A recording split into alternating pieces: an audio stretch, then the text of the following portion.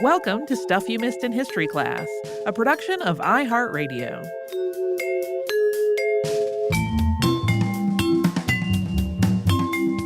Hello and welcome to the podcast. I'm Tracy V. Wilson. And I'm Holly Fry. We have an interview today. We were connected to the folks at Macmillan Podcasts about their new show, which is called Driving the Green Book.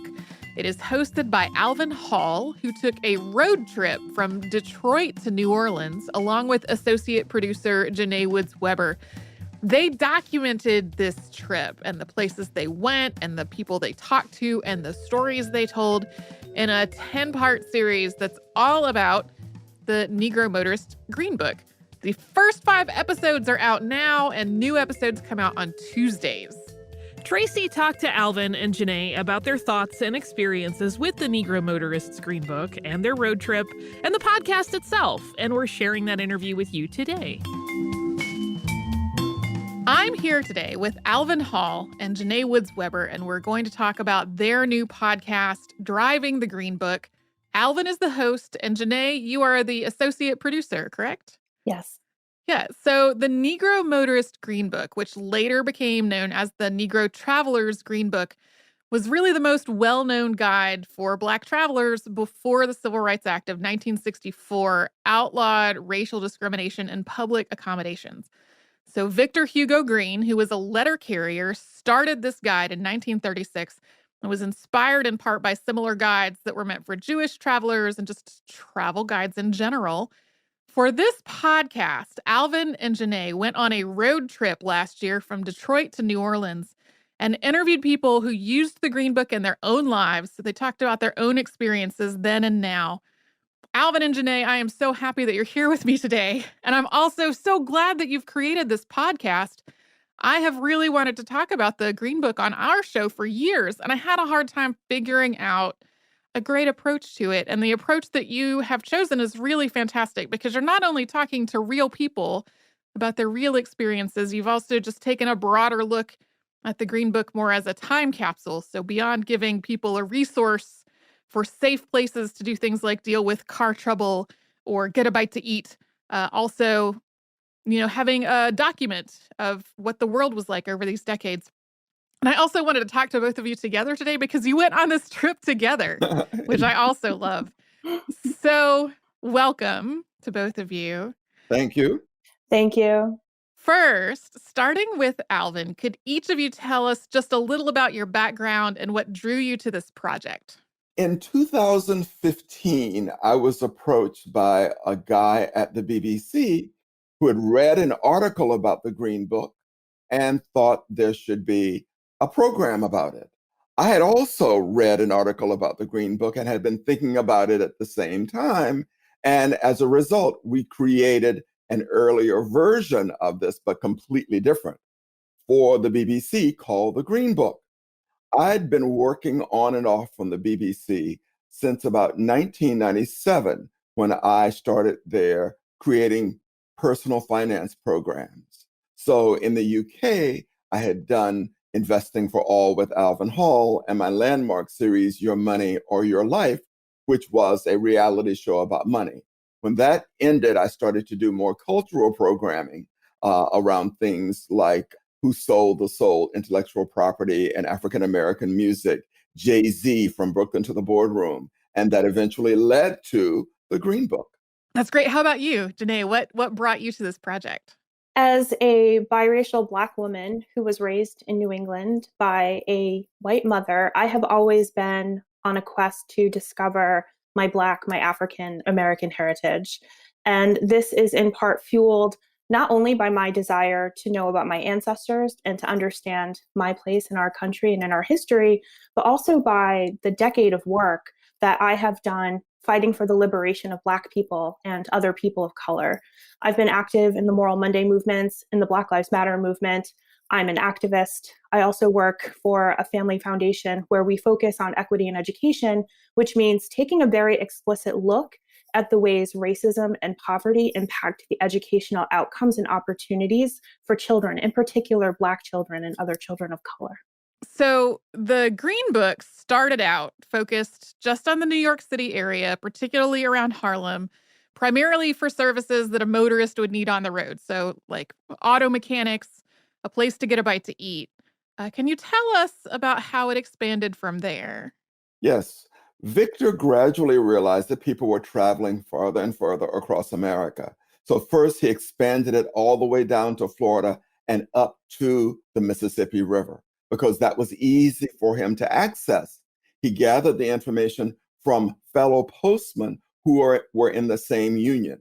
At the time he was a postman, there were black postman union and a white postman union. And so the black postman would know the places that had the best food, that had clean accommodations, where you could get all of the services you need when you travel. So Victor collected all of that, first going up to the Mississippi. And then quickly after that, he expanded it across the US. He would advertise in the Green Book that if you wanted your place listed there, give them a call. And he also hired agents at some point who would also go out and visit the places, confirm them, and recommend that they advertise in the Green Book. So it gradually became a picture of America and a changing America at that time. I knew that he was a letter carrier, and I didn't realize that he had relied on the other members of his union to build out the Green Book. There is so much fascinating information in the episodes of your show that are out so far.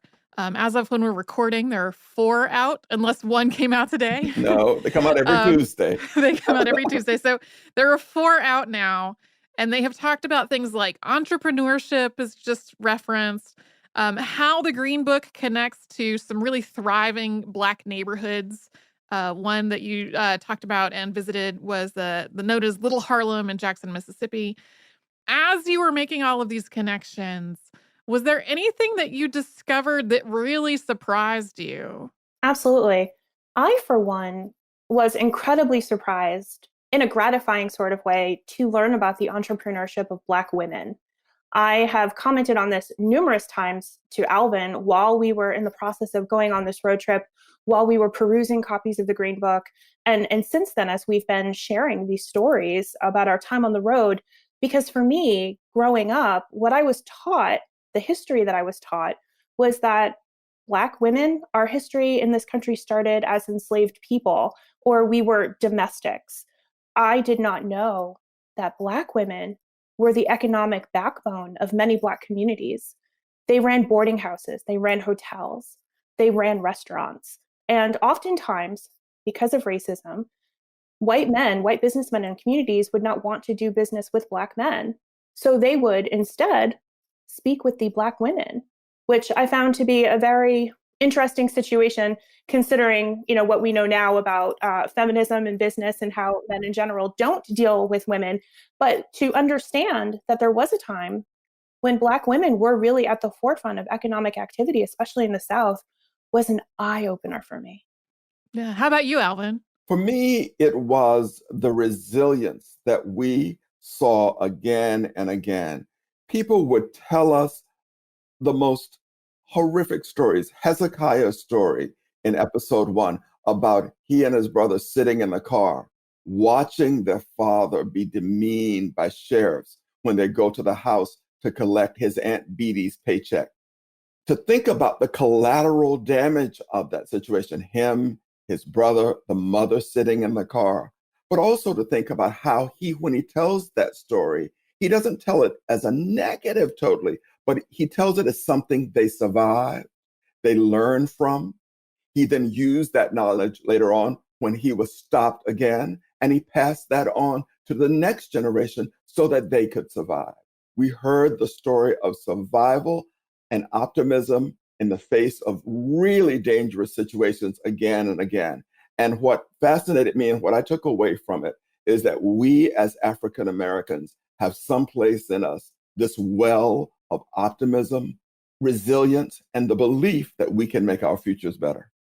That's really lovely. There was a moment, and I don't remember the specifics, but there was a moment in one of the episodes that I was listening to where one of the people you were talking to was telling a story, and it was like everyone in the room laughed so joyfully about I felt almost like I was intruding on someone else's private gathering. And it really speaks to what you were just talking about.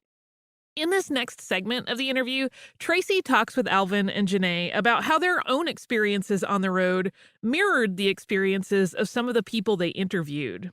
But before we get into that, we're going to pause and have a sponsor break.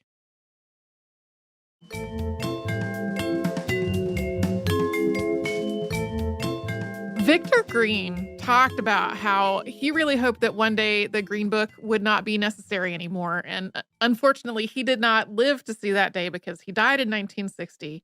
His wife, Alma, had been working on the Green Book with him. She took over managing it. She later passed it on to others. And the last edition came out in 1966. So that was after the Civil Rights Act was in effect. But I mean, it's clear today that travel still is not nearly as safe for Black travelers as it is for white travelers. Was that something that influenced the trip as you were planning to go on it for this show? Absolutely, 100%. In some more overt ways, for example, Alvin and I made plans to drive explicitly only during daylight. We were not interested in tempting any sort of negative fate by driving on foreign southern roads that we weren't familiar with at night.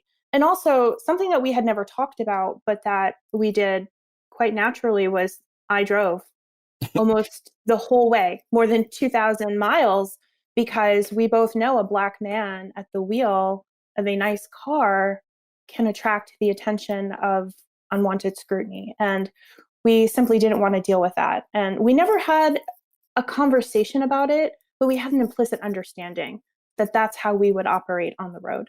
Yes, and I think that's something that was really powerful looking back on the trip, that Janée and I, who have been friends a long time, we knew there were things that we just understood between the two of us.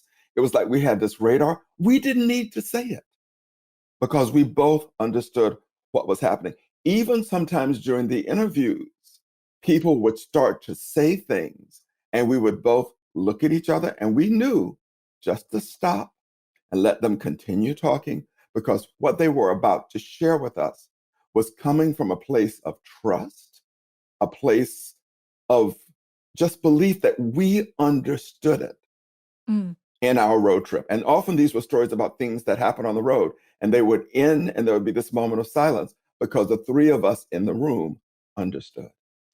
I should have asked earlier how the two of you met and started working together.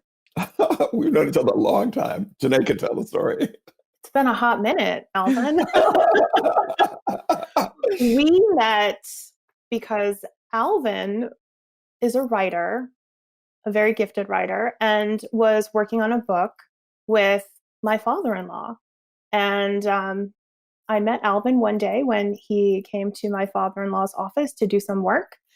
We started talking, we hit it off, and we have been laughing and sharing stories ever since. And that was probably about 20 years ago. About 20 ago. And meals. Let's not forget our love of food. That's true. We have a shared love of good food, good music, good conversation. That sounds like a 2,000-mile trip.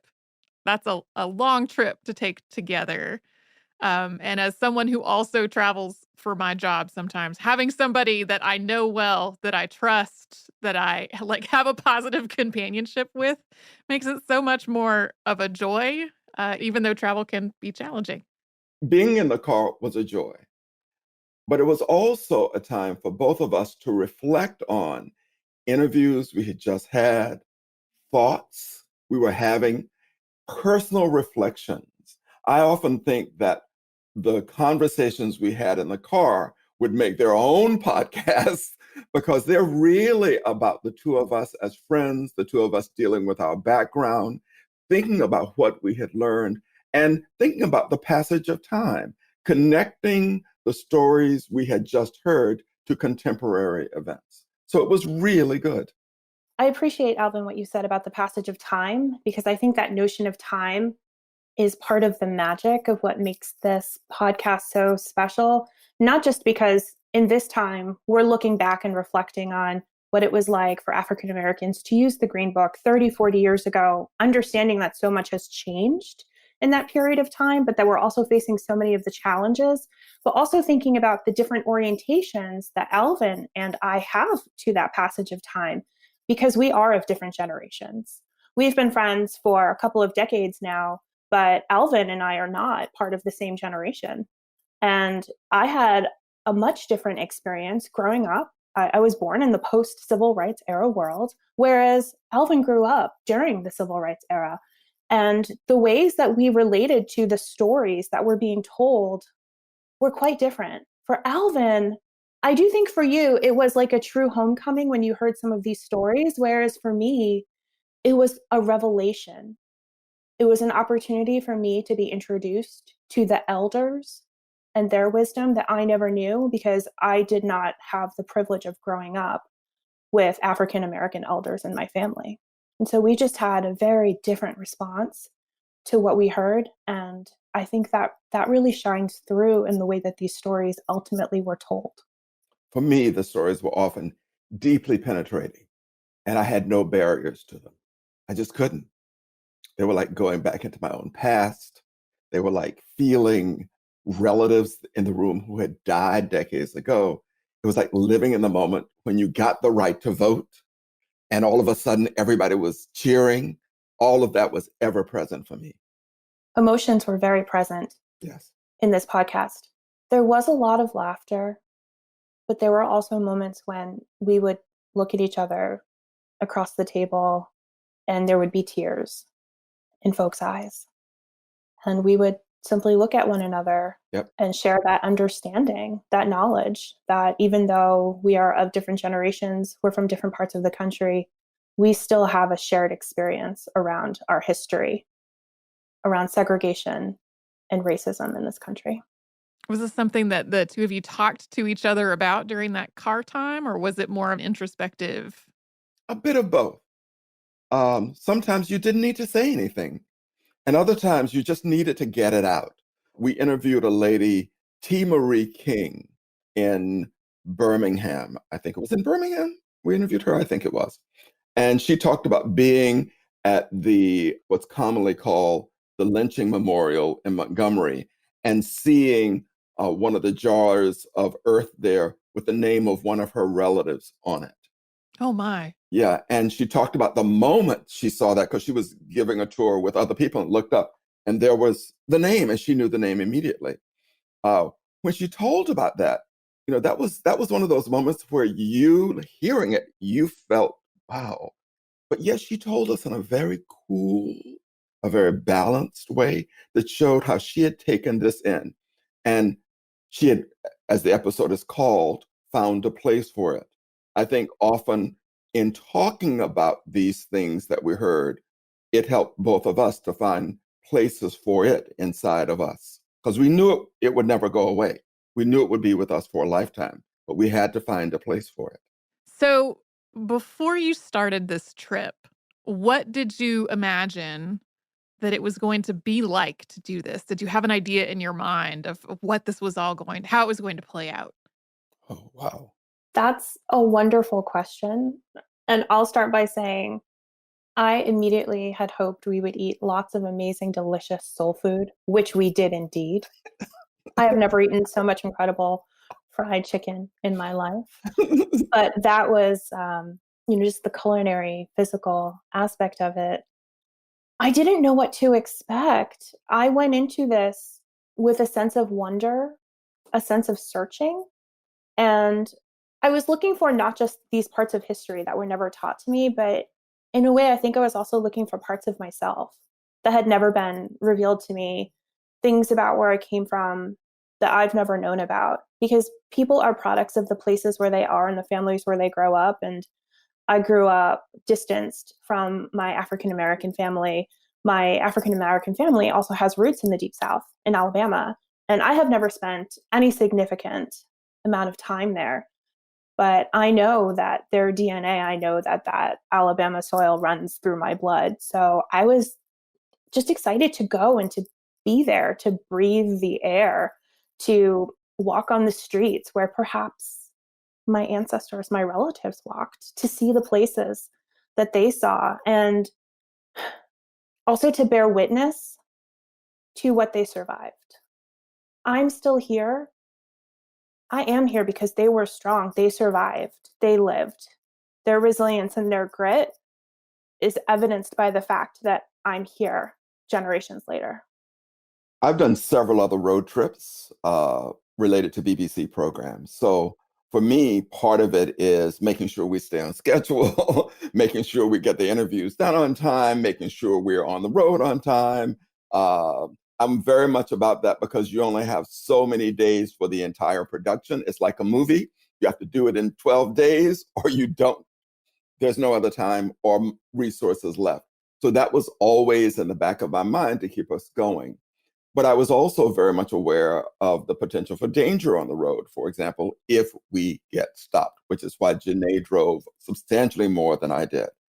I was also concerned about weather conditions. I was also concerned about finding the places where we were going because we had no idea where they were located, what types of neighborhoods they were in, whether it would be safe to leave the car. So I was always a little bit concerned.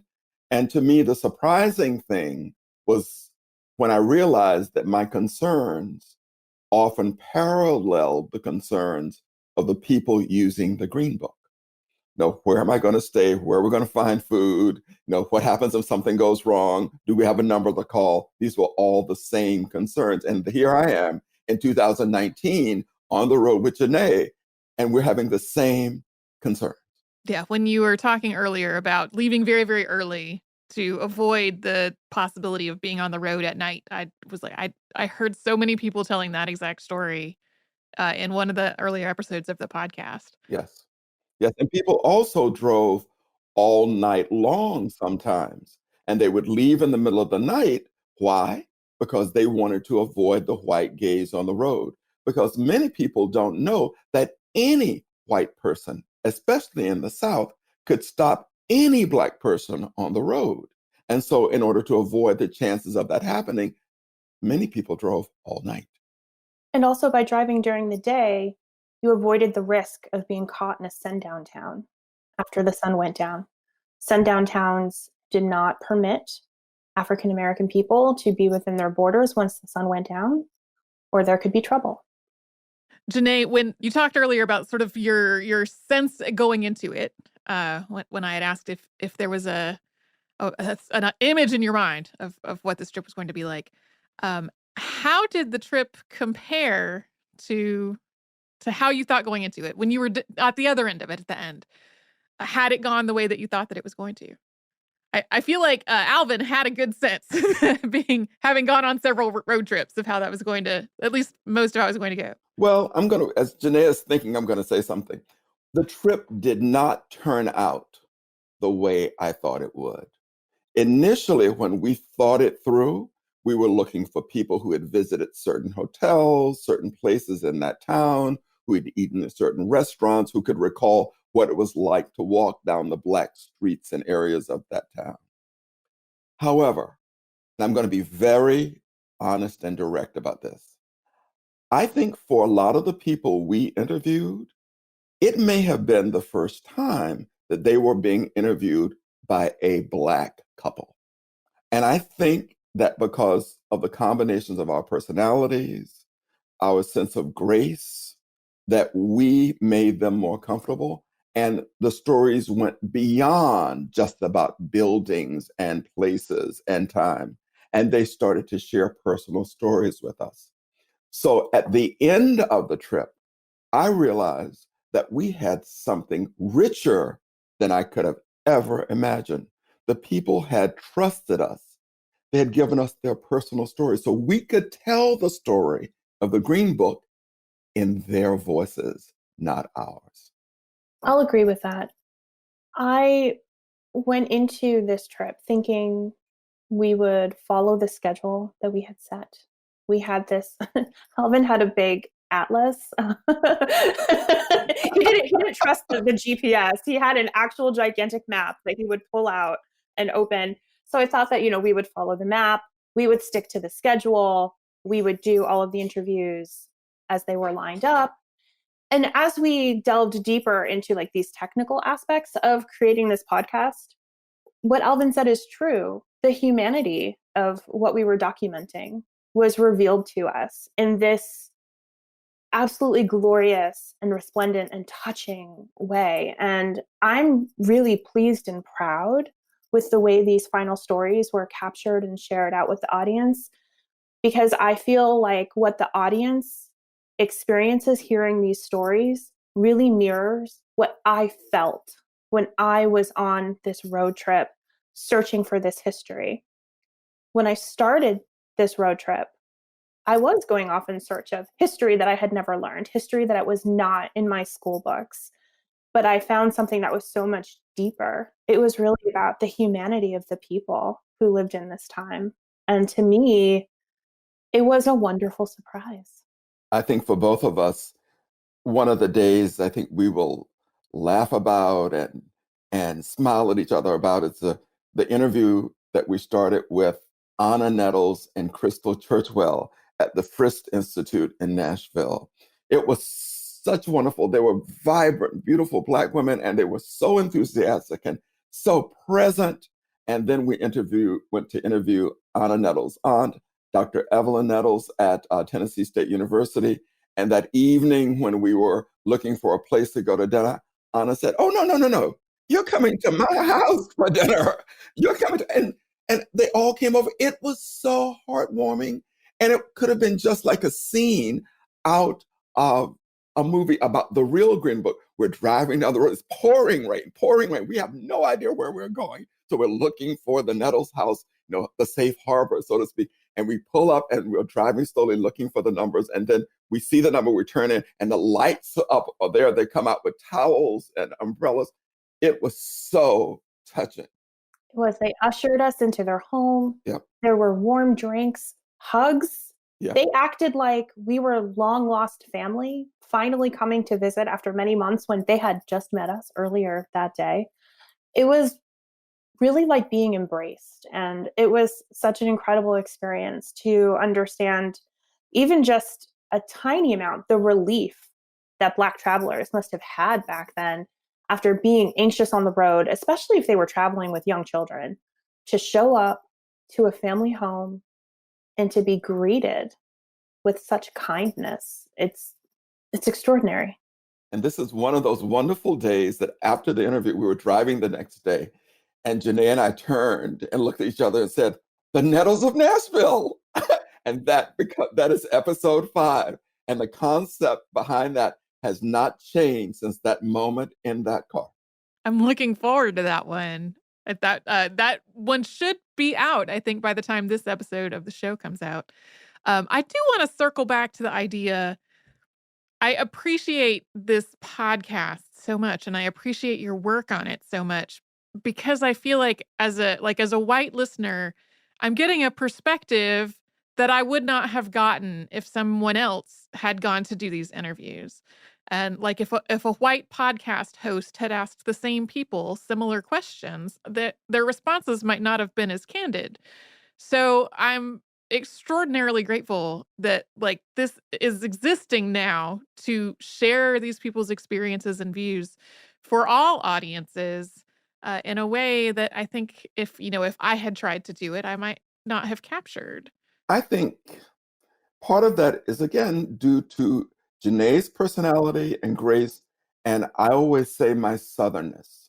Several times during the interviews, people would go, "Where are you from?" And I would go, "I'm originally from Tallahassee, Florida." They go, "I knew you were from the South," or "You sound like a relative of mine," right? Because I am Southern. Although I live in New York City, I remain a deeply Southern person in so many ways. And I think that connection was the thing that made them more trusting. They knew we weren't out to betray them or trick them. We just wanted to have a conversation. And the other part of it was because Janée and I are both intelligent people and we talk through everything. We did all of these interviews without notes. We weren't sitting there with notes on our laps following questions. We were listening to these people, and all of our questions and responses came honestly and intuitively out of what they were saying, organically out of what they were saying. Yeah, that's right. We didn't take notes because we weren't there to collect these stories as if they were merely artifacts. These stories were gifts, and it was generous of people to share these gifts with us, especially because for many folks, this was not something that they had really talked about publicly before.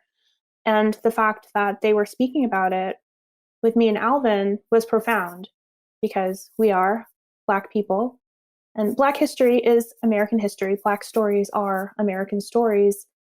But we wanted to tell these Black stories from the Black perspective. We wanted to center Blackness, African Americanness in everything, in every element of this podcast. And I think you can feel that when you listen. It feels authentic. It feels true. And we're really honoring the spirit and the energy of the people who took the time to share these memories with us. And I'd like to add one thing to that. I think that all of that was enhanced by the work of Juleka Lantigua Williams, who was the editor. She got the stories emotionally and intellectually from the very first day we worked together. In the first day, we edited one complete program.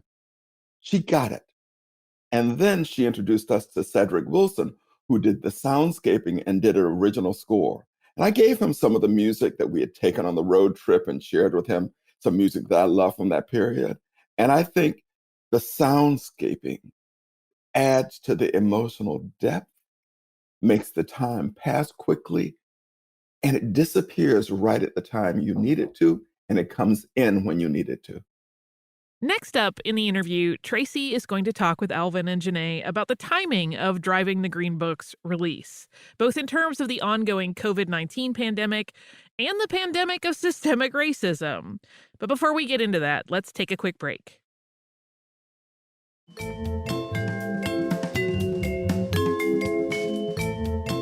When you all were on this trip, and I imagine when you started working on editing the episodes, depending on what your timeline was like, it seems unlikely that anyone imagined that this podcast was going to be coming out to the public in the middle of a pandemic when travel is not being encouraged for anyone. Do you think that is going to affect how people hear and interact with these episodes? We really had no control over the release date of this podcast series. And I was anxious to get it out. But I think in many ways, fates were looking favorably upon us. I think that somewhere out there, something or some power believed that people needed to hear this story. And it got released at this time when people may have been looking for something like this. I know that many people were at home and had seen the Green Book movie. So this provided a nice balance for what they were feeling toward the movie. And maybe it made them more curious about and open to hearing the real story as opposed to the Hollywood version. The Hollywood version is a very different thing. It is a very different story because it's told from the white point of view. It's told from the point of view of the driver, not the point of view of the African American pianist. Ours, as Janée said, is told from the point of view of a Black person, of the Black people we interviewed and ourselves. Your comment about the pandemic really makes me think because you were referencing the COVID-19 pandemic. And as Alvin said, people being at home and having more time, hopefully that makes them more curious to learn the real history. But we are also deep in a moment around another pandemic, the racism pandemic, which is evidenced by police brutality against people of color, by the unwarranted stops on the road that escalate into violence against people of color. And there's a growing public consciousness around that. So we're living through these twin pandemics of racism and violence against Black people, also while we're quarantined at home because of the COVID-19 pandemic. And in an odd way, I think that does create a situation where stories like this one really speak to the moment that we were in and hopefully can help people think about how can we be better in the future.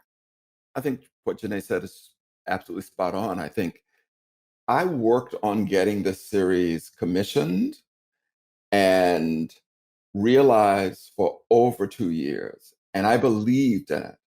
And when we finally got it commissioned, I was thrilled. When Janée said yes, I was thrilled. When we started the road trip, I was thrilled. But then we had to do the production, and the production took a little bit longer. And then when Juleka finally came into the picture, it started to move fast. But even after that, there were little delays, and I became concerned. Clearly, somewhere out there, some force was delaying this for this moment. The ancestors. The ancestors, exactly. You went to so many places, you talked to so many people for this podcast. Was there anything, like a story that anyone told you or something that happened along the way that you really wanted to fit into an episode and there just wasn't a good place for it? Ooh, yes. When we were editing, there was a brilliant story when Dr. Evelyn Nettles was visiting her grandmother, Essie Nettles, down in Moss Point, Mississippi, when she was a little girl.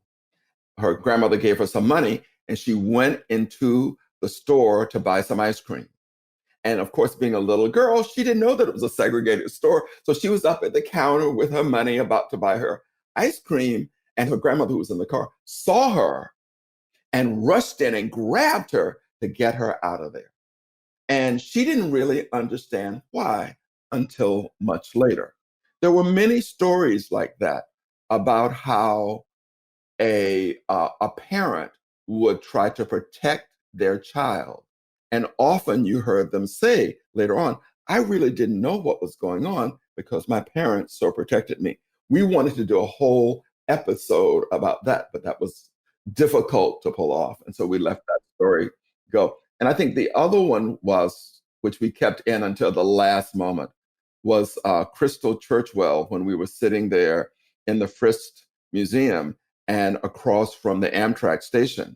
And she looked out of the window and said, my father was a porter in that station, and they treated him so badly in that job that he didn't even last longer there. And here she is sitting in the museum overlooking that station where her father was treated so badly. Mm. It was just one of those rich moments you want to keep in because it adds texture, but you can't. And there were many moments in the car or when Alvin and I would tour places and we would share our reflections on the stories we heard or these historical sites that we were visiting, and those don't appear in the podcast. And I do think there is a power in those reflections because, as we mentioned earlier, Alvin and I grew up at different times in this country, and we have had different experiences being Black people in this country. He's a man, I'm a woman, we're different generations. He grew up in the South, I grew up in the Northeast, and we still have this shared experience. And so many of the stories and reflections we were sharing were grounded in some universal fundamental truths that I have discovered hold solid, I think, for most Black folks. And I would love to be able to share some of that someday. Are there any of the universal truths that you'd like to talk about now? That we are an optimistic people. We could not have lived through Jim Crow, segregation. We could not have survived all of the redlining that occurred, the denial of our rights when we had gone to war to fight communism and fascism, and then come back to this country and be treated the way we were. We have to be an optimistic people. We are a forgiving people because you hear the stories and most of them are really horrific, but people forgive and move on. We don't forget, but we forgive and move on because we know that we have to make a better life for ourselves. And I think that while we are aware of the past, we try not to let people trap us in the past. Many people will refer to Black people as if there's been no progress since Reconstruction or since Jim Crow or since the Great Migration. We are a diverse people in America, and we've done a lot to help sustain America. I tell everybody, we are the people with the passing of the Voting Rights Act of 1965 who helped America realize the word democracy. It's that simple. So there are those truths that we all participate in that I think about quite frequently, especially in the times in which we live. So, Driving the Green Book is 10 total episodes. I have heard 4 of them. There will be a 5th one out by the time this episode comes out. Do you each have favorites among those episodes, or are they all at an equal place in your hearts? Can any mother choose a favorite among their children? Well, there's one I can't listen to. I cannot listen to episode 6. Oh, It's so Hank Sanford's story about his mother is so powerful, so powerful. And it's a simple story. And at the very end of it, Janée asks a very simple question. What is your mother's name? It's a beautiful sequence. And for me, that story is the one that lives in me every day, every day. I don't think I've let that story go since the time we recorded it. I will never forget that moment. That is one of my most favorite moments of being on the road. I remember when he said her name. Yeah. The hairs on my arm stood up. And it was almost as if you could feel her presence because we said her name. We called her back to us. Yes. And another favorite moment was when he recalled the march from Selma to Montgomery. And he talked about Dr. King and how he would say, "How long?" And the crowd would say, "Not long." And then he'd repeat it again, "How long?" "Not long." And then I asked the question, if Dr. King was standing in front of you today and he said, "How long?" how would you answer that question today? One of those moments you never forget. Thank you both so much for talking to me today. Is there anything that you would really want our listeners to know about Driving the Green Book or your experience working on it? Ooh. I think for Janée and me, one of the rich aspects of this series is the different accents that you will hear throughout. You have Hezekiah opening it. You have the beautiful voice of Evelyn Nettles. You have Danny Ransom talking about his love of maps. And to me, just to hear all of those accents from all over the South, it's just so beautiful. And I think people need to listen out for that, because I think that is what really makes this better than just going out and doing a simple documentary. And there'll be long passages in which you will hear nothing from Janée or from me. And all you will have will be the voices of the people we interviewed. My hope is that Driving the Green Book inspires younger Black people to seek out the stories of their elders. These are not the stories that are commonly told, but these are the stories that are so important for us to understand collectively who we are and the strength that we have and all of the beauty and intelligence and grace and wisdom that we have to offer the world. There are so many more of these stories. There are 10 episodes in this podcast. We could have made 100. There are so many more stories, and not just about the Green Book.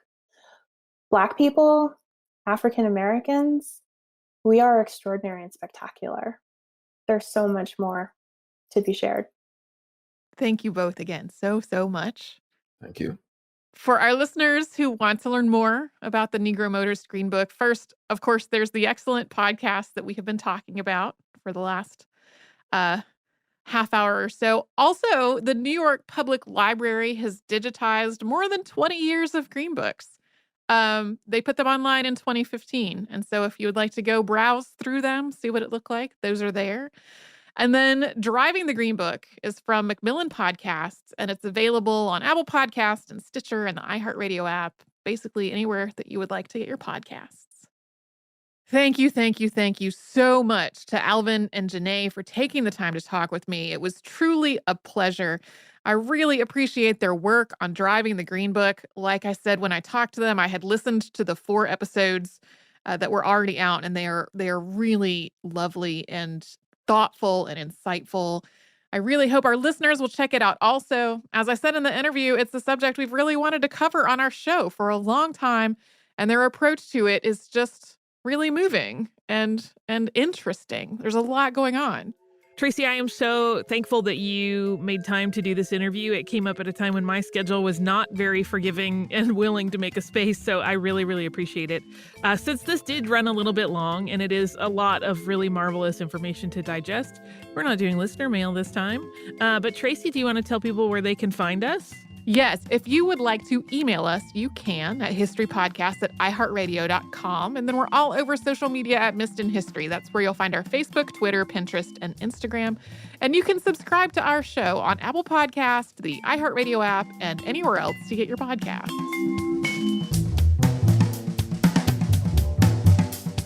Stuff You Missed in History Class is a production of iHeartRadio. For more podcasts from iHeartRadio, visit the iHeartRadio app, Apple Podcasts, or wherever you listen to your favorite shows.